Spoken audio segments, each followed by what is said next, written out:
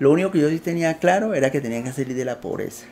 O sea que quería correr porque habíamos llevado tantas cosas tan difíciles que hacían que como que uno quería cambiar su vida, ¿no? Entonces decía, tenemos que salir de ahí.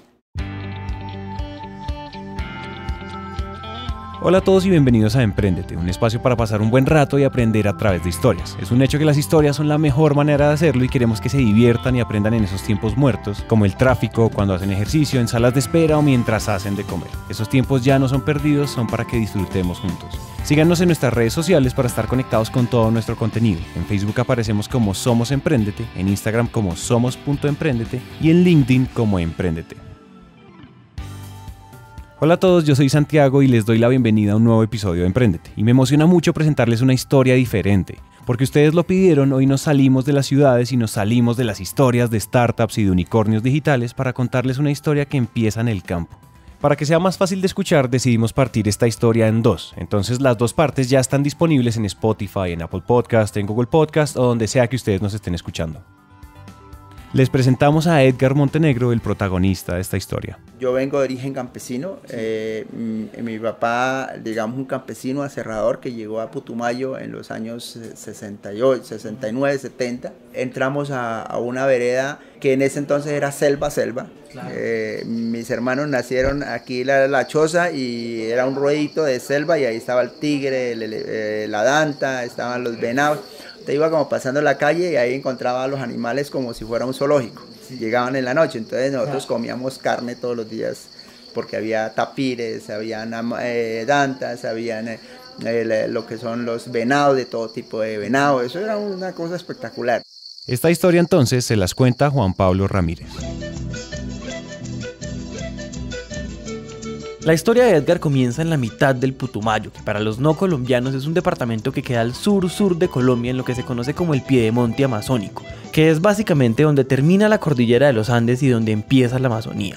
El Putumayo limita con el Ecuador y con Perú y en realidad sigue siendo una zona olvidada y alejada incluso de lo que los colombianos reconocemos como Colombia. Mi mamá, por ejemplo, todos los otros hermanos los tuvo ella solita en el monte, ella se parteaba, mi hermano mayor pues ahí le enterraba el ombligo del niño, ¿sí me entiende? Pero era una cosa, hoy en día pues uno dice, oiga, pero ¿cómo hizo mi mamá para estar sola en medio de la selva para tener los hijos? Yo me acuerdo tanto que mi mamá, cuando tuvo a uno de mis hermanos, llegaba y tapaba las rendijas porque era hecho de orillos de los mismos árboles que mi papá cerraba, era la pared. Entonces se veían los huequitos, entonces ponía ahí el papel periódico pues para no ver el tigre porque pasaba por ahí el tigre, ¿no? Y el otro día fue la manito de un chico que quedó después de que el tigre se lo había comido. Entonces, claro, porque estábamos en medio de la selva, ¿no? De selva a la jungla. Y mi papá se tiraba 3 meses para sacar la madera al pueblo, imagínense. Sí. Después de 3 meses, llegaba mi papá, salía al pueblo y quedaba endeudado porque el señor que le compraba la madera le financiaba, le daba comida y claro, y salía en rojo y volvía otra vez. Y hacíamos lo mismo, sí, todo el tiempo. Entonces eso generaba un problema, digamos, de la familia, porque éramos 8 hermanos, eran muchos hermanos. Entonces eso representaba que pues había presión porque no había la comida. Sí. Después de que, digamos, de todo esto, mi papá pensó entonces que iba a hacer finca. Y empezamos a tumbar selva. Él cogió 1000 hectáreas de bosque, porque eso era baldío, y después como empezó a llegar gente, y empezó a darle a vecinos, pues como para que pudieran poblar, porque no había gente. Entonces mi papá le daba al uno, al otro, entonces ya para ir a un vecino nos íbamos con 2 horas caminando por el monte para poder llegar al vecino. Sí, entonces pues hacíamos las mingas para poder trabajar en conjunto, entonces empezamos a sembrar café, cacao, sembramos un poco de productos, pero esos productos, el gran problema era que después no había quien los comprara. Claro, primero lejos, pero además de eso, cuando salíamos al pueblo, pues inundábamos el mercado. Entonces, si cavamos plátano, entonces no había quien lo comprara. Mi papá muchas veces, y el problema era que con eso era que era lo que venía la comida. Entonces mi papá sacaba o plátano, o sacaba yuca, o sacaba lo que fuera, pero Si no había venta de ese producto, pues no había comida en la próxima semana, o sea, la panela, porque afortunadamente tratábamos de tener de todo, sembramos cacao, café, sembramos plátano, yuca, todo hacíamos para autososteniamiento, pero sí necesitamos comprar la sal, necesitábamos algunos aceite, de pronto la ropita, sí que era lo que necesitaba, porque hasta el aceite lo sacábamos de una palma silvestre por allá. ¿Sí? Y también éramos muy recursivos, ¿no? En medio de la pobreza éramos muy recursivos para poder pues sostenernos, porque estábamos en la selva, ¿no? Entonces, esto que Edgar llama la selva tiene un montón de caras. Era una vida sin lujos, era una vida con cierta abundancia, claro, pero también con cierta escasez. En general, comercializar cualquier cosa era difícil porque pues no había infraestructura ni mucho menos mercado. Palabras más, palabras menos, ser campesino no era rentable. Entonces, en el 1980 empieza el tema de la coca. Entonces, nosotros, imagínense, nos tirábamos un día de camino para llevar el plátano, el café, todo esto. Fuera de eso no los vendíamos, pero llega el tema de la coca y dicen, bueno, ahora hay que sembrar coca porque eso sí se vende y vienen aquí y lo compran, efectivamente. Entonces, los campesinos siembran coca porque no tienen oportunidades. Entonces, nosotros llegábamos y entonces de una vez le llegaba la plata ahí, la coca no necesita carretera, no necesita vías, pues usted llega y transforma y ya le dan la plata y es rápido, no tiene que dar crédito, absolutamente nada de eso. Entonces empezaron el tema de la coca, pero hubo un problema que empezó al tiempo, eso de la coca empezó a generar ya las discordias entre la comunidad. A los días empezaron a matarse entre ellos, los mismos vecinos que habíamos jugado fútbol, que habíamos trabajado en mingas. Uno de ellos se mató con otro vecino que habían sido amigos de años. Entonces eso empezó a generar, digamos, habían ya entonces como grupos, el tema del narcotráfico empezó a generar. ¿Por qué son esos conflictos? Pues básicamente porque empiezan a ver, tú sabes que el dinero sin educación es un problema. Sí. Entonces empieza a ver, cuando usted empieza, no tiene mucha educación y empiezas a tener dinero, entonces empiezan a haber envidias, empiezan a haber conflictos, y esos conflictos pues ya ellos tienen un arma, entonces ya dicen, entonces el más fuerte, todo ese tema, ¿no? Es un poco también la educación. El dinero sin educación es un problema. Gracias a la coca pasaron de no vender casi nada a manejar mucho dinero, y eso estaba desencadenando mucha más violencia que desarrollo. En medio de todo esto, que en realidad hoy por hoy sigue siendo un problema, la mamá de Edgar tenía una obsesión no tan común para ese momento: la educación de sus hijos. Mi mamá empezó a que nosotros teníamos que educarnos. Entonces yo empecé a estudiar por Radio Sutatensa, por radio. Yo soy autodidacta. Sí. Yo soy autodidacta. Ajá. Me emocionó tanto escuchar eso porque Radio Sutatensa fue un proyecto hermoso llamado Escuelas Radiofónicas, gracias a las cuales niños como Edgar, sin acceso a escuelas ni a colegios, aprendían por radio. Entonces yo escuchábamos por radio y empezábamos a aprender a leer y escribir, todo ese tema en la montaña. Pero al tiempo, en el 1982, llega también una persona que nos impactó y que yo siempre cuento la historia, el bisnieto del expresidente Concha. Y es cosas de que también nos quedó bien, digamos, en las entrañas nuestras, de poder ayudar a las personas, porque uno no sabe cuánto puede impactar una persona, digamos, dando una mano, ¿no? Entonces él llegó allá y entonces empezaron a hacer como cambios, pero ellos empezaron como que mi mamá y mi familia encontraron como unas personas que en medio de la pobreza teníamos como ganas de progresar. Entonces mi mamá le dijo, mire, el señor Luis Vallecilla le dijo, mire, estos muchachos hay que educarlos, hay que sacarlos de aquí, porque esto aquí, el tema de la coca no va para ningún lado. El padre Luis Vallecilla Concha fue clave para que Edgar y sus hermanos se mantuvieran lejos de todos los vicios que trae el narcotráfico, por una sencilla razón, y es porque les mostró otras posibilidades. Nos desinvolucramos del tema del narcotráfico porque este señor nos generó un impacto en nuestras vidas. Entonces nosotros íbamos, después él lleva en una chocita ahí en la tarde, yo me acuerdo tanto el Araujo Ilustrado, este libro gordote, de ahí nos empezaba a dar de diferentes materias. Estudiábamos más o menos de 3 a 6 de la tarde después de que salíamos de las labores diarias del campo, y ahí él empezó él fue el que me certificó para ir al colegio, el quinto de primaria. O sea, él me dijo, mire, doña Cecilia, le dijo a mi mamá, este muchacho ya está bien, yo creo que tiene que sacarlo de acá, y yo le puedo dar como un certificado que hizo la primaria, ¿no? Entonces, con ese certificado yo me acuerdo tanto que entré al colegio, salimos al pueblo, mi mamá dijo salgamos al pueblo como sea. Mi papá sí era más del campo, que quería que nos quedáramos haciendo como un pueblo, y así, pues allá teníamos 1000 hectáreas, entonces dijo, pues aquí hacemos cada uno una casa y vamos a crear un pueblo. Era como el sueño de él. Mi mamá no, mi mamá quería siempre como que nosotros saliéramos de allá. La obsesión de la mamá de Edgar por sacar a sus hijos adelante los llevó hasta Puerto Asís, justamente el pueblo donde ellos iban a vender las cosas, lo cual implicaba muchas posibilidades, sí, pero también muchas más dificultades. Mi papá, desde que llegó al Putumayo, empezó a trabajar por los campesinos. Sí. Y uno de los objetivos es luchar para que los campesinos tuvieran una casa donde quedarse en el pueblo. Cuando nosotros salimos al pueblo, pues fue a la casa campesina. Entonces ahí llegamos, mi mamá empezó a hacer de comida a los campesinos que llegaban el fin de semana, más venderles la comida, pero también al que fuera, a los camioneros, lo que fuera. Y por el otro lado, al tiempo, empezamos a hacer arepas y salíamos a vender al pueblo para podernos mantener. Entonces, nosotros levantamos a las 3 de la mañana, yo hacía las arepas, luego me alistaba y salía a venderlas, porque el primer fracaso fue que un hermano mío fue a vender y no vendió ni una. Entonces fue el desconsuelo de mi mamá, y ahora que vivimos, ¿no? Entonces, sin embargo, yo siempre he tenido como ese espíritu de comercializar las cosas y de poder hacer. Entonces fui y las vendí.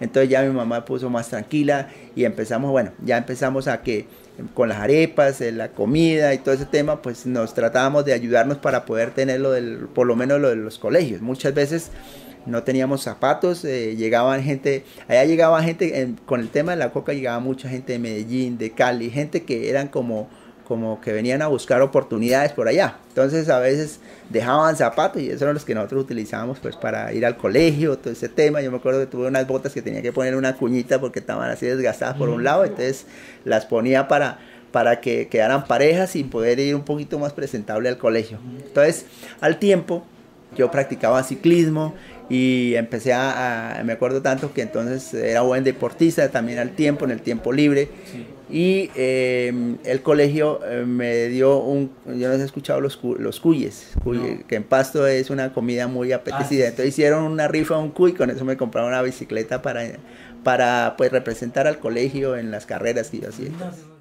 Ellos hacían lo que fuera necesario para salir adelante, para rebuscarse la vida y para poder estudiar. Y dentro de todas las cosas que hicieron, su mamá trabajó en el restaurante de un hotel. Y en ese hotel llegó una señora que se llama Amparo Díaz, que era una instructora del SENA. El SENA es la entidad del gobierno encargada de la formación técnica y tecnológica. Entonces, después de conversar, la mamá inscribió a Edgar en uno de sus cursos donde Amparo pudo ver el potencial que tenía Edgar. Ella encontró unas habilidades en mí, vio algunas habilidades y me dijo, doña Cecilia, este muchacho hay que sacarlo de acá, este muchacho es muy bueno. Yo siempre ocupaba los primeros puestos en los colegios, siempre. Mi mamá era orgullosa porque siempre nosotros peleábamos el primer puesto con otros compañeros, pues era mucho esfuerzo. Las 11 no teníamos plata, entonces yo me iba a ayudarle a la señora de la cafetería para ganármelo de las 11, bueno, todo ese tema tocaba a uno ser creativo. Entonces la señora me dijo, listo, yo me lo llevo. Ella era una señora soltera, me trajo a Bogotá. Me acuerdo que el capital mío era una bicicleta, 40.000 pesos de ese entonces, que es lo que vendí.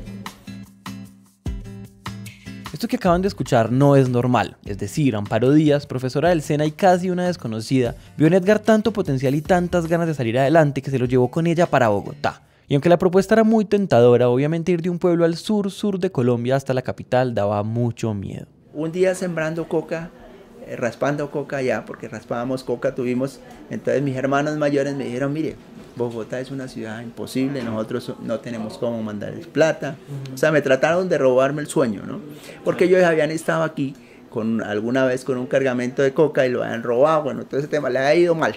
Entonces ellos tenían como que una convicción de que Bogotá era una ciudad muy difícil, que yo iba a fracasar. Más sin embargo, yo creo que la obsesión de salir de ahí, de la pobreza, de lograr objetivos en la vida, de cambiar la historia de mi familia, o sea, porque esto fue un cambio. Sí, yo lo tenía claro que tenía que salir de ahí, porque si no hubiera sido un narcotraficante, es que no había otra opción. O sea, yo creo que nosotros hubiéramos salido de allá, porque quietos no nos íbamos a quedar. La pobreza era muy, muy berraca. Entonces, lo que hicimos fue, pues yo me vine para acá, para Bogotá, y dije, no, yo tengo que salir adelante. Yo tenía la convicción que tenía que hacer lo que fuera necesario para salir. Entonces cuando llegué acá... ¿Cuántos años tenías? Yo tenía pues 16 años. Así es como con los 40.000 pesos de una bicicleta, Edgar llega a Bogotá. Una ciudad hostil y fría, sí, pero llena de oportunidades. Y yo fui a vivir con ella, porque ella compró una casa en Chía, entonces me fui a vivir. Yo era como casi su hijo, ¿no? Sí. Ella prácticamente me adoptó, entonces fuimos, entonces ella me metió allá a estudiar, pero yo tenía que buscarme también para los transportes. Entonces yo fui a una bicicletería, como yo tenía bicicleta, la armaba, la desarmaba, entonces yo dije... Pues yo ahí trabajo en el tiempo para conseguirme lo de los buses, el resto, yo tenía claro para dónde era que quería ir, yo no estaba pensando en que, oye, ¿cuánto me voy a ganar aquí si no trabajo?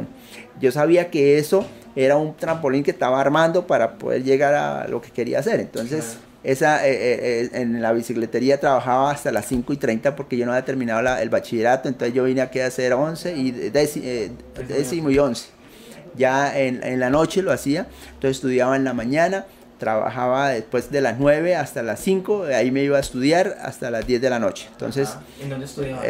Hay un colegio público en Chía. ¿Sí? Entonces, ya en Chía. Sí, ya en Chía. Entonces ya estudiaba ahí y me metí a estudiar para terminar mi bachillerato. Y también porque tenía que terminar mi bachillerato porque el objetivo era entrar en el SENA todo el tiempo. O sea, para que me patrocinara porque la señora Amparo quería que hiciera eso. Entonces, yo no sé si a ustedes les pasa, pero es muy fácil escuchar en Edgar una fuerza impresionante. Una vehemencia y un convencimiento que no entiendo de dónde salió, de que hay que hacer lo que haya que hacer para salir adelante. Yo siempre pienso en la actitud, ¿no? De la gente cuando uno quiere hacer las cosas, usted tiene que buscar las formas. Yo me acuerdo que a este supermercado yo no conocía a nadie, toqué la puerta y le dije, mire señor, yo necesito trabajar, ¿usted por qué no me da trabajo? Y me dijo, señor, aquí no tenemos trabajo, ahorita, pues era un supermercado chiquito, tenía a su esposa, él trabajaba, tenía un hermano y tenía otros dos, o sea, no había opción. Bueno, entonces, pero yo siempre pienso que hay que golpear la puerta y que le abran y después demostrar que usted es bueno, ¿sí me entiende? Entonces, el señor, yo le insistí tanto, él vio tanto que la necesidad, le dije, señor, mire, lo que yo necesito es para conseguirme los buses para ir a estudiar, que todo el tema le hacía con tanta vehemencia que el señor dijo, mire, si quiere venga el domingo, pero yo no le garantizo nada, venga el domingo, que va un descanso de una persona y viene, pero no hay más trabajo. Entonces yo ese día fui, todo el tema, entonces yo ese día llegaba la gente, le decía, bienvenido señor, usted cómo está, qué necesita, igual encontrar los productos. Pues el señor en la tarde le enamoró de lo que iba a hacer y me dijo, ¿sabe qué? Yo quiero que usted trabaje conmigo. O sea, abrí la puerta después de que me tenía cerrada la puerta. Dijo, usted es la persona que necesito aquí, ¿qué tenemos que hacer? Yo le dije, mire, lo único que allá entraban a las 8 de la mañana y salían a las 8 de la noche. Yo tengo que estudiar de 6:40, o sea, yo salgo 5 de la mañana de aquí a Chía para Bogotá y regreso más o menos 9:30 a 10 y por la tarde salgo a estudiar a las 5:30. Yo podría trabajar en ese tiempo. Me dijo, perfecto, lo necesito. Entonces empecé a trabajar ahí. Después yo ahí le hacía de comer, le hacía de todo. Mejor dicho, me volví un hombre de orquesta ya que al final no quería que el día que pues ya me salió que ya terminé mi bachillerato y todo y que ya empecé a estudiar en el SENA de completo, tiempo completo, el señor no quería dejarme ir. Yo le dije, pues salió esta oportunidad y ese es mi objetivo. Además de fuerza y de ganas, Edgar tenía un objetivo claro. Él mismo lo dijo, él sabía que estaba construyendo un trampolín, pero después había que seguir y pues eso hizo. Pero bueno, aquí hay que hacer una pequeña pausa para volver al Putumayo. Las cosas en realidad no mejoraban, en realidad la violencia era cada vez más difícil y eso eventualmente iba a amenazar a alguno de sus hermanos. 34 asesinatos de miembros del partido político colombiano Unión Patriótica no podrán prescribir. Una pausa y volvemos.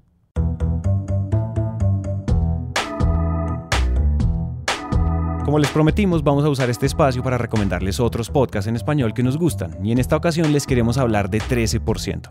13% nace porque Andrés y Nicolás se encontraron con que solo el 13% de la población le gusta su trabajo, y con este número tan triste decidieron hacer algo al respecto. Por eso crearon un podcast donde cuentan historias de gente que ama lo que hace. Ya saben, los encuentran como 13% pasión por el trabajo.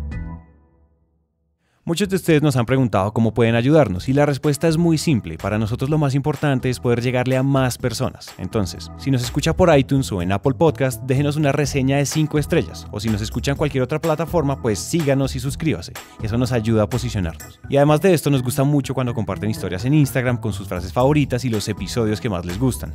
Entonces los invitamos a que lo sigan haciendo. Sigan compartiendo sus historias que nosotros los vamos a repostear y nos encanta que lo sigan haciendo.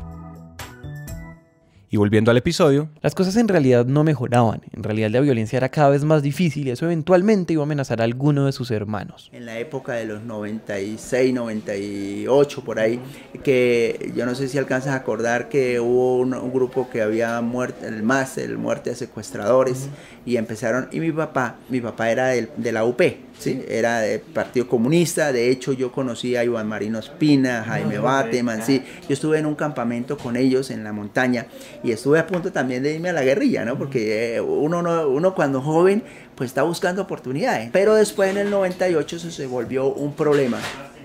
Mi papá conoció a uno, en el Caquetá le dio trabajo a unos muchachos que eran, uno de ellos llegó a ser comandante del Frente 48 de las FARC.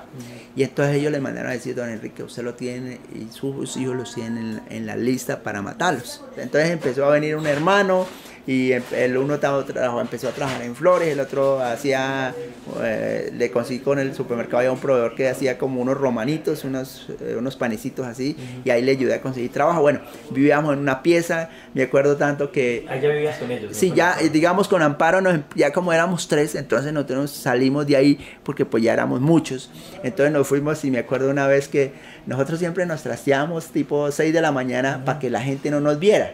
Sí, porque eso no teníamos plata para nosotros llegar y coger un carro, alquilar un carro, no, cada uno cogía el colchón, el otro cogía las cosas de la cama y nos trasteábamos, echábamos al hombro y nos íbamos caminando. Y entonces me acuerdo tanto un día que íbamos a alquilar una piecita y un berraco perro, yo estaba mirando el colchón y toda esa cosa, y hasta donde llegado el tema, ¿no? Pero teníamos la convicción que íbamos a salir de ahí, pues de la pobreza, porque no teníamos dónde, o sea, no podíamos echar hacia atrás.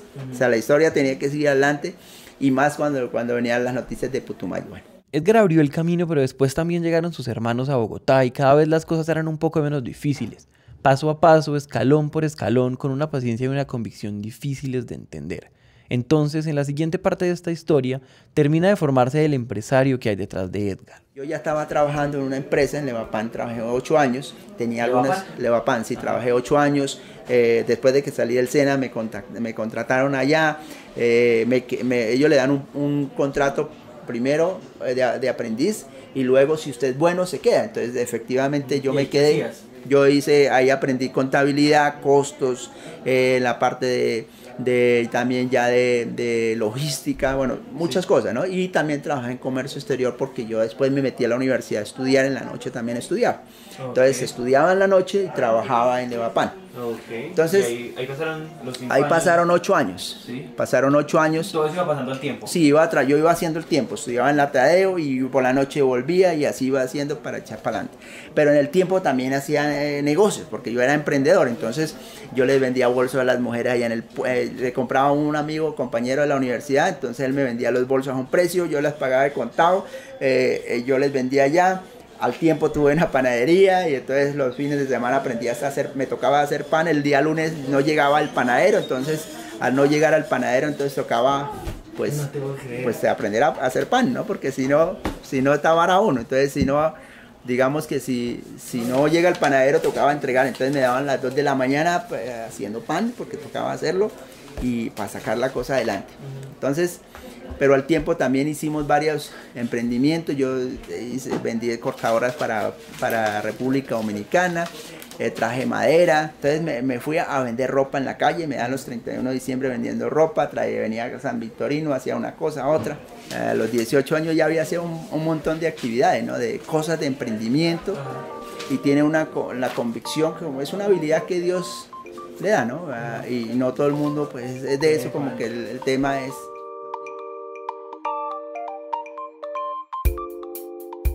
Este hombre estudió en el SENA, después estudió comercio exterior, pero al tiempo trabajó en Levapan y tuvo panaderías y vendió cosas y trabajó en San Victorino. Creo que nunca había sido tan literal al decir que alguien ha hecho de todo.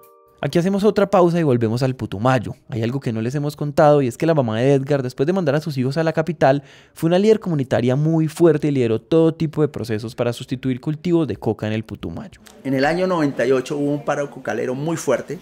Mi mamá empezó ya a liderar también a partir de usuarios campesinos también, pero a liderar también todo el tema de campesinos por el tema de buscar alternativas para ellos lícitas.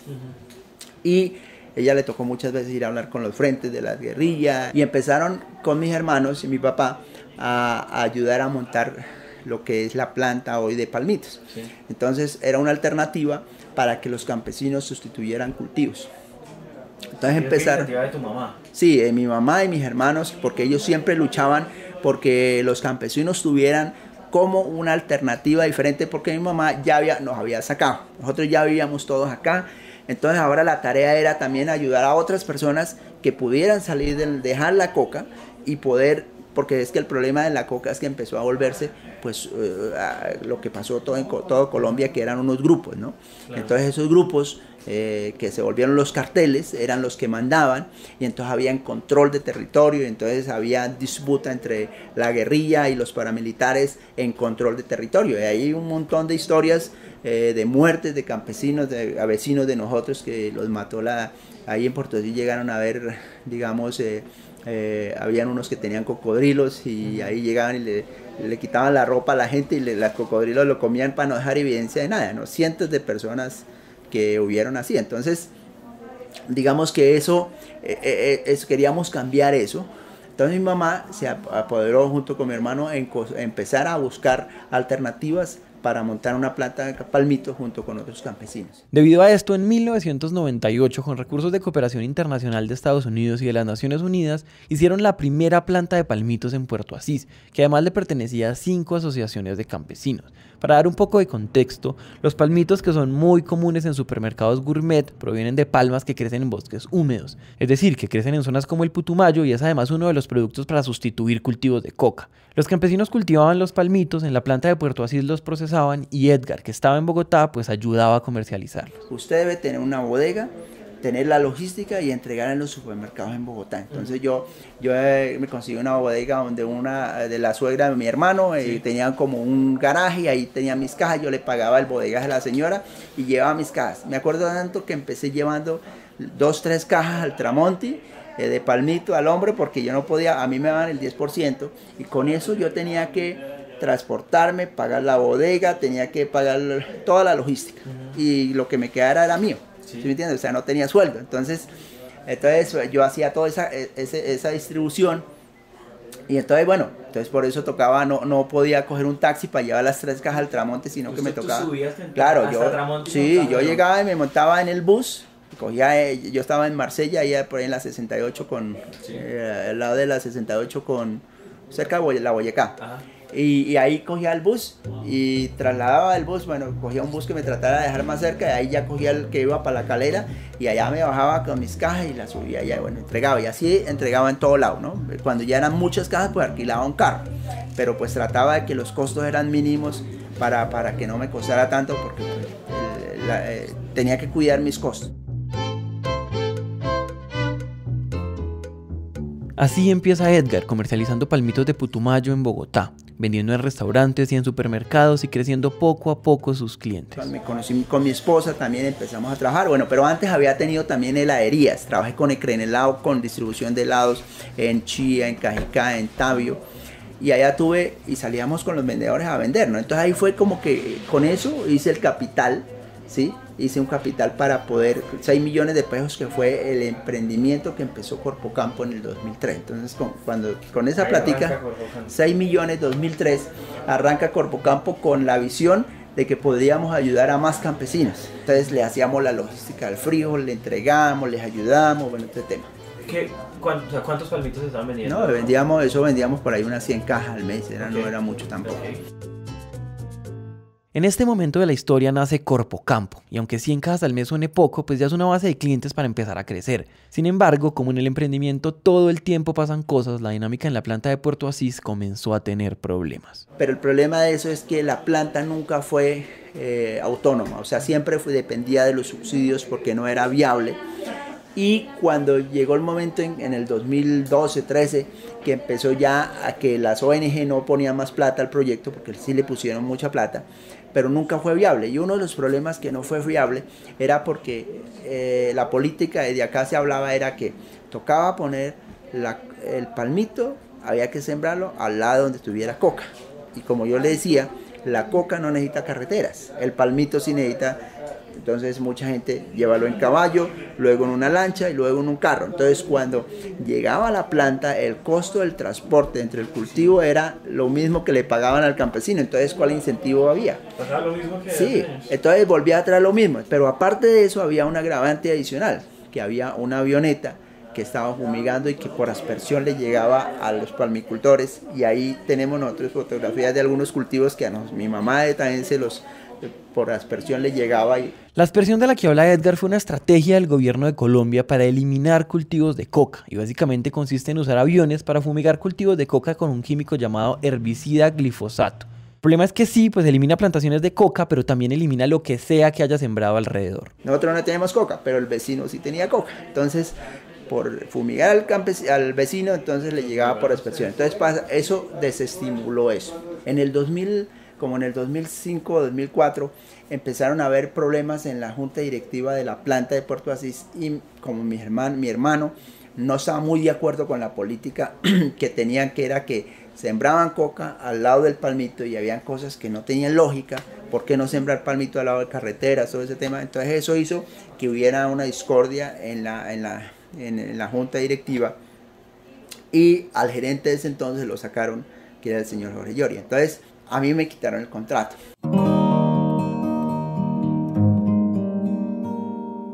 Quitándoles el contrato les quitaban la posibilidad de responder a los clientes y pues quietos no se iban a quedar. Y hasta aquí llega la primera parte de la historia de Edgar. Ya les contamos todo lo que tuvo que pasar para salir adelante y cómo cada cosa que hizo lo fue formando para lo que viene. Y en la segunda parte, que pueden escuchar ya mismo, les contamos la historia de un empresario de talla global y les contamos cómo cada parte de esta historia de vida que acaban de escuchar después tendrá sentido.